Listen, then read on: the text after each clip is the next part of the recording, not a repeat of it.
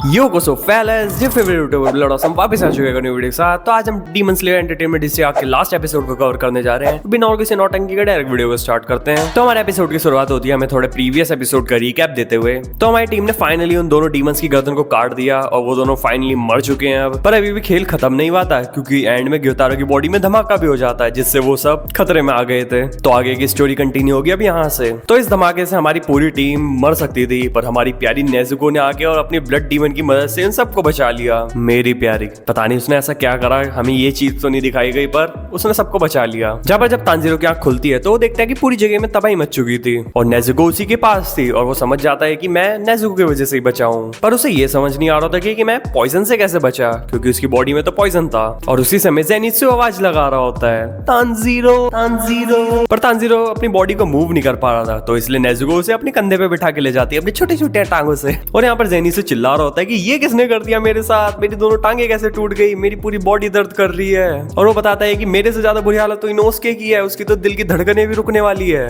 जब वहां जाकर तांजीरो देखता है कि उसकी बॉडी में तो पूरी तरीके से पॉइजन फैल चुका है। पर एक सेकंड, पिछले एपिसोड में तो इनोस्के कह रहा था मैं पहाड़ों के जंगलों में जिद बड़ा हुआ हूँ और मेरे ऊपर पॉइजन नहीं फैलता, पर ये पॉइजन कैसे फैल रहा है इसकी बॉडी पे फिर। और ये फिर वही काम करता है जो पिछले एपिसोड में नेजुको ने इसे मना करा था। फिर ये अपने आप पे ब्लेम कर रहा है कि मैं क्यों जिंदा बच गया, ये अपनी आदत से बाज नहीं आने वाला। पर यहाँ पर नेजुको अपना जादू दिखाती है और अपने ब्लड डीमन आर्ट की मदद से इनोस्के के सारे पॉइजन को वेपराइज कर देती है शायद से, जिसकी मदद से इनोस्के वापस से ठीक हो जाता है। उठते ही वो कहता है कि मुझे भूख लगी है, खाना दो। और दूसरी तरफ उजुई की तीनों वाइफ्स रो रही होती हैं कि अब हमारा क्या होगा, हमें तो कुछ करना भी नहीं आता। वैसे तो ये एक ही यही कह रही थी, पर अब उन तीनों का क्या होगा, क्योंकि अब तेनगन अगर नहीं रहेगा तो कोई बात नहीं, मैं हूं ना तुम्हारा ध्यान रखने के लिए।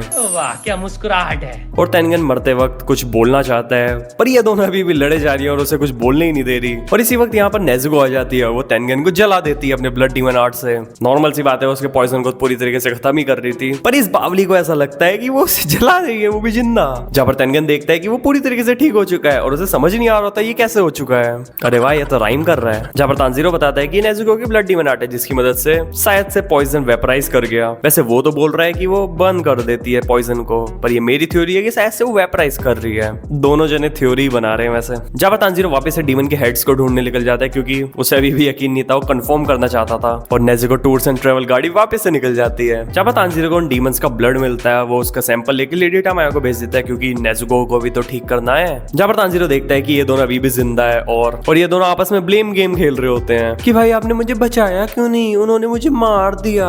ओए तू क्या पागल हो चुकी है, मैं खासिरा से लड़ रहा था, तुम तो बच्चों को नहीं मार पाई। मतलब वो बेसिकली यही कर रहे थे बस। पर यहाँ पर डाकी कुछ ऐसा कह देती है ग्योतारो से, जिससे ग्योतारो के दिल पे लगी वो बात। वो उससे कहती है कि तुम्हारे जैसा अगली बंदा मेरा भाई नहीं हो सकता और हमारा खून का रिश्ता तो बिल्कुल नहीं होगा, तुम काफी ज्यादा बदसूरत हो। और इस चीज को सुन के ग्योतारो भी गुस्से में आ जाता है और वो भी दो शब्द कह देता है डाकी को कि तू तो काफी ज्यादा वीक है, तुझे मैंने कितनी बार बचाया है, मेरे बिना तेरी कोई भी वैल्यू नहीं है, और काश मैं तेरे जैसे नालायक को ना बचाता और तेरे झमेले में बिल्कुल ना पड़ता। पर उसी समय तांजीरो ग्योतारो के मुंह पे हाथ रख देता है और कहता है कि तुम ऐसा मत बोलो, क्योंकि तुम असलियत में उसके बारे में ऐसा नहीं सोचते हो। जब वो ये भी बोलता है कि तुम दोनों भाई बहनों को इस दुनिया में और कोई नहीं है, तो तुम आपस में ऐसी बातें ना करो। जहाँ पर ये सब सुन के डाकी फिर से गुस्सा हो जाती है तांजीरो पर, कहता है तुम मुंह क्यों नहीं बंद रखता, तुम हमें क्यों सिखा रहा है, हमें लेक्चर क्यों दे रहा है बार बार। और वो पूरी तरीके से बस मरने ही वाली होती है और मरते मरते वो ग्योतारो को कहती है कि मुझे बचा लो भाई, मैं मरना नहीं चाहती हूँ। और जैसे ही डाकी पूरी तरीके से मर जाती है, ग्योतारो नाम लेता है ऊमे, और फिर हमें पता लगता है कि डाकी का स्टार्टिंग में जब वो ह्यूमन थी तो उसका नाम था ऊमे, और ग्योतारो को अभी तक याद है उसका ह्यूमन में नाम ऊमे था। और बताता है कि डाकी सच में काफी ज्यादा घटिया नाम था, और वैसे तो ऊमे भी उसे घटिया ही लग रहा था, क्योंकि ऊमे नाम भी उस डिसीज से पड़ा था जिस डिसीज ने उसकी मदर को मार दिया था। और इस समय हम उन दोनों की बैक स्टोरी देख रहे हैं। जाबरो बताता है कि हम एंटरटेनमेंट डिस्ट्रिक्ट आके सबसे ज्यादा लोवेस्ट क्लास में पैदा हुए थे, और उस जगह का नाम था रेशोमोन रिवर बैंक, और इस जगह पर बच्चों को खिलाने के लिए कुछ भी नहीं होता था, इसलिए यहाँ पर बच्चों को एक कर्ज समझा जाता था। जहाँ पर ग्योतारो बताता है कि उसकी मदर ने उसे काफी बार मारने की कोशिश करी उसके पैदा होने से पहले ही, पर उसे किसने बताया, उसकी मदर नहीं। और ग्योतारो के जन्म लेने के बाद भी उसे कई बार मारने की कोशिश करी, क्योंकि वो एक बर्डन के अलावा और कुछ भी नहीं था, पर वो तब भी बच गया और सरवाइव करता रहा। एक तो ये एक ऐसी जगह पे पैदा हो गए थे जहाँ पर बच्चों को ही कर्ज समझा जाता है, और दूसरी बात ये दिखता भी तो खतरनाक ही है, इसलिए इसे बच्चे पत्थर मार के भगाते थे। तो चलो पर ये दिखता अजीब है, पर इसकी हरकतें तो देखो, कम से कम नहाए तो। इसका पूरा शरीर डैंड्रफ से भरा पड़ा, जुएं हो रखी पूरे सर में, बदबू आ रही पूरे शरीर से, कोई इसे अपने पास क्यों रखना चाहेगा। और ऊपर से इसकी किस्मत ये एंटरटेनमेंट डिस्ट्रिक्ट में पैदा हो चुका था, जहाँ पर सबसे ज्यादा वैल्यू खूबसूरती की करी जाती थी। अबे यार, और जब इसे भूख लगती थी कीड़े मकोड़े खा रहा, चूहे खा रहा, क्या बोलूं अब। बट रियलिटी में इसकी लाइफ काफी ज्यादा हार्ड थी, क्योंकि अगर इसे एक अच्छी जगह मिलती, एक अच्छी सोसाइटी मिलती, अच्छे घर वाले मिलते, अच्छे लोग मिलते, अच्छे फ्रेंड मिलते, तो ये नॉर्मली ऐसा ना होता, चाहे तो ये कितना भी बदसूरत क्यों ना दिखता हो। और यहाँ पर हम सिर्फ सोसाइटी की गलती भी नहीं निकाल सकते, पर इसकी सराउंडिंग की गलती बिल्कुल है। सोसाइटी की गलती इसलिए नहीं निकाल सकते क्योंकि जगह ही ऐसी है यहाँ पर, क्योंकि लोगों के पास खाने पीने के लिए खुद नहीं है, वो इनकी क्या मदद कर पाएंगे। और सराउंडिंग की गलती इसलिए है क्योंकि वो ऐसे मदद ना कर पाए, पर कम से कम अच्छे से ट्रीट कर सकते थे, उसे सही से लेसन दे सकते थे कि तू नहाया करना है यार, तो कितना बदतमीजी से ऐसा क्यों दिखता है। और उसके पास एक लौता उसका टॉय था, एक सीकल, वो भी जो एक कस्टमर छोड़ के चला गया था। पर उसकी जिंदगी तब से चेंज होने लग गई जब उसकी बहन पैदा हुई थी, यानी ऊमे। और ऊमे ग्योतारो की लाइफ और उसकी स्ट्रेंथ बन गई। और ग्योतारो से बिल्कुल अपोजिट ऊमे काफी ज्यादा खूबसूरत थी। और दूसरी तरफ ग्योतारो को भी समझ आ गया था कि वो किस काम में अच्छा है, वो एक वसूली भाई बन गया था और वो सबकी बैंड बजा के रखता था। एक तो दिखता भी तो खतरनाक था ना। पर एक दिन ग्योतारो जब अपने काम से घर आता है तो वो देखता है कि ऊमे पूरी तरीके से जल चुकी थी।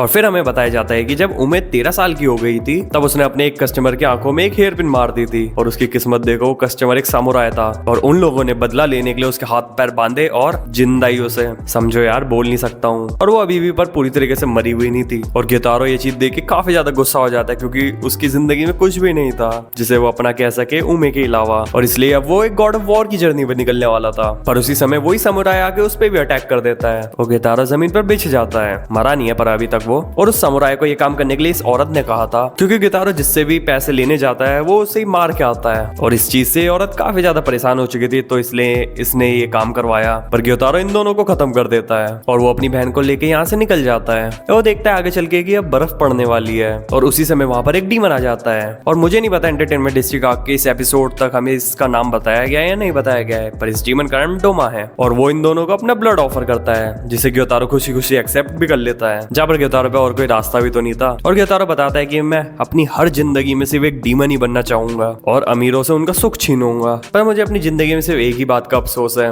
कि मैं अगर एक अच्छे घर में पैदा होती तो एक नॉर्मल लड़की होती और काफी ज्यादा नॉर्मल लाइफ जीती, एक अच्छी लाइफ जीती, एक हैप्पी लाइफ जीती। इसमें मेरी ही गलती है कि मैं तुम्हें ढंग से पाल नहीं पाया। जब अब ऐसे ग्योतारो आफ्टर लाइफ में पहुंच चुका है और वो देखता है कि हेल है या कौन सी जगह है, और वो देखता है कि यहाँ पर ऊमे भी है। और वो उससे कहती है कि ये कितनी ज्यादा गंदी जगह है, मुझे यहाँ पर नहीं रहना है भाई, मुझे यहाँ से निकालो। और ये सुन के ग्योतारो दूसरे रास्ते निकल जाता है। और ये देख के डाकी कहती है क्या ये एग्जिट है? तो ग्योतारो गुस्से में कहता है कि अब से तुम मेरे साथ नहीं आओगी और मेरा पीछा मत करना। जहाँ पर ऊमे को लग रहा था कि जोन ने डाकी की फॉर्म में ग्योतारो को अनसेंट बोल दिया था, तो उसी बात से ग्योतारो चिढ़ गया है, पर असलियत में ग्योतारो उसका भलाई चाह रहा था। जहाँ पर ये सब सुन के ग्योतारो कहता है कि तुम अब मेरी छोटी बहन नहीं हो और अब हमारा कोई भी रिश्ता नहीं है। और वो कहता है कि मैं अंधेरे की तरफ जा रहा हूँ और तुम रोशनी की तरफ चले जाओ। पर इसी सुन के ऊमे भागते हुए ग्योतारो के गले लग जाती है और कहती है कि मैं तुम्हें छोड़ के कभी नहीं जाऊंगी और मैं हर जन्म में सिर्फ तुम्हारी बहन बनना चाहूंगी। तो ग्योतारो को अपने बचपन का प्रॉमिस याद दिलाती है और इस प्रॉमिस में वो कहता है कि हम साथ में रहकर किसी भी प्रॉब्लम्स का सामना कर सकते हैं और मैं तुम्हारा साथ कभी भी नहीं छोड़ूंगा। जिसे सुन के ऊमे के साथ फायर की तरफ निकल जाता है। और ये चीज ऐसे दिखाती है कि उनकी लाइफ कितनी ज्यादा हार्ड थी और अब ऐसे आफ्टर लाइफ भी काफी ज्यादा हार्ड होने वाली है,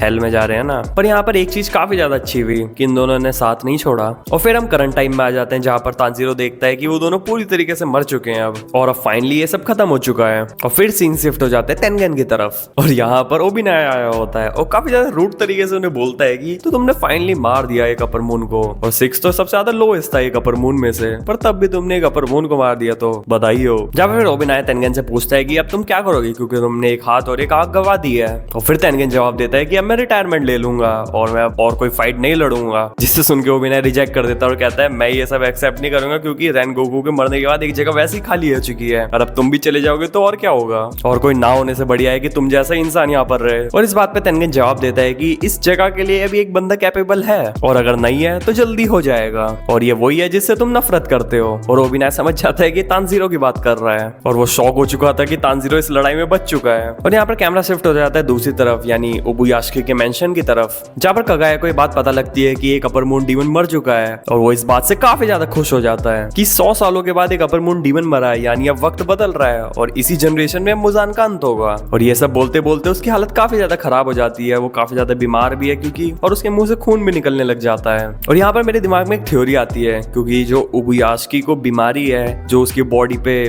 पैटर्न से दिख रहे हैं, वो काफी ज्यादा सेम भी दिख रहे हैं जो गितारे के पॉइजन की वजह से उन सबकी बॉडी पे आए थे। पर नेजुको ने उस पॉइजन को वेपराइज कर दिया था, तो क्या वो ओबुयास्की के इस सिकनेस को भी खत्म कर सकती थी? ये तो थ्योरी है, वरना इन्फिनिटी कासल में तो। और फिर हमें दिखाया जाता है कि आकाशा को मुजान के इन्फिनिटी कासल में समवन करा गया है, और आकाशा समझ जाता है कि यानी एक अपर मून डीमन खत्म हो चुका है। और फिर सीन वापस से शिफ्ट हो जाता है हमारे हीरोज की तरफ, जहाँ पर तेंगेन एंड फैमिली अपने घर जा रही होती है, और हमारे ये 4 हीरोज साथ में गले लग के कह रहे होते हैं कि अभी तक हम जिंदा हैं। और यहीं पर हमारा ये एपिसोड भी खत्म हो जाता है। तो इसी के साथ फाइनली हमारी एंटरटेनमेंट डिस्ट्रिक्ट आर्क भी कंप्लीट हो चुकी है। होप सो आप सभी को ये वीडियो काफी ज्यादा अच्छी लगी होगी। अगर वीडियो अच्छी लगी हो वीडियो को लाइक करके चैनल को सब्सक्राइब कर दीजिएगा। तो मिलते हैं आपसे अगली वीडियो में, तब तक के लिए गुड बाय।